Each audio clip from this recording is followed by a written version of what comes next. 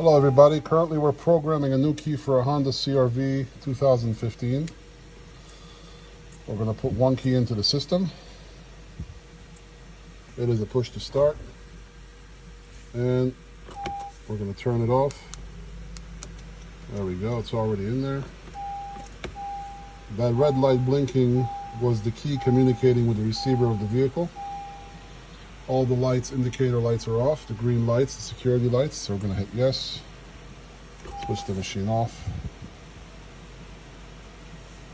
Switch it on. Honda's got this cycle of turning keys off and on until you finally get it to go.